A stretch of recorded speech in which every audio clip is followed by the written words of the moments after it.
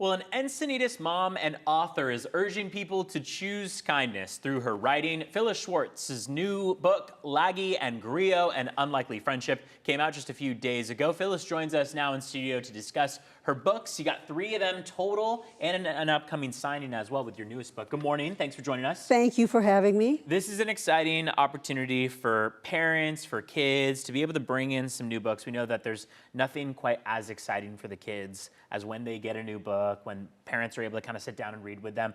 Can you tell us first off about how you transitioned from the career that you had prior to being a children's author and why you chose this as your field?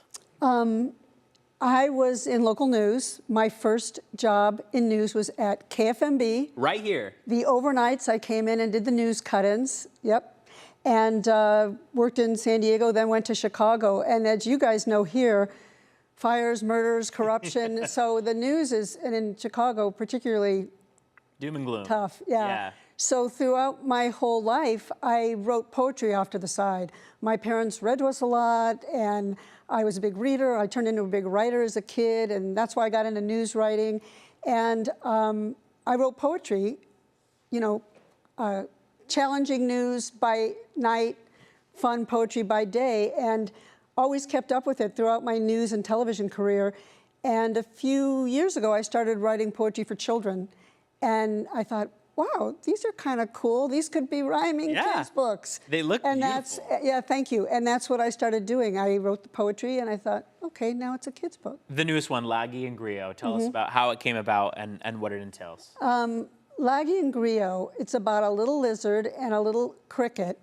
And Laggie is short for lagartijo, which in Spanish is lizard, and Grillo is cricket in Spanish. And it's about a little girl named Yoshi. That's one of my daughter's names. And she's upset because her parents won't let her have what you would call a more traditional pet.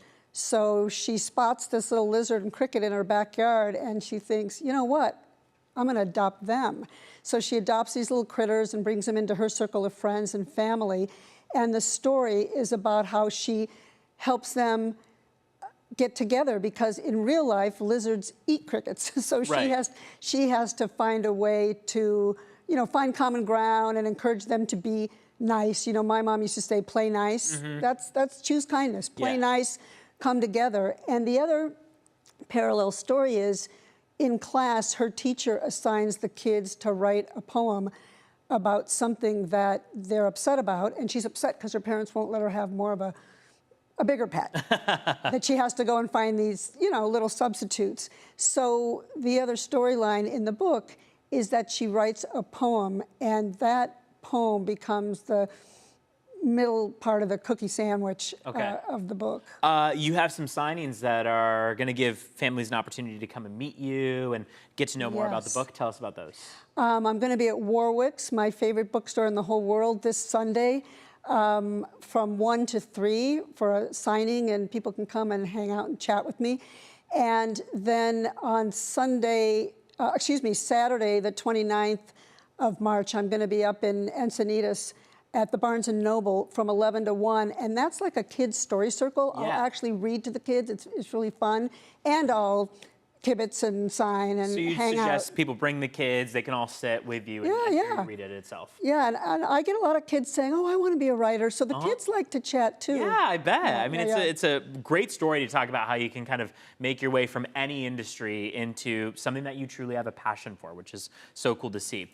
Thank you for being with us this morning. Thank you, it's been a pleasure. Such a fun story. 3 separate books you can pick from, but the newest one on sale just a couple days ago.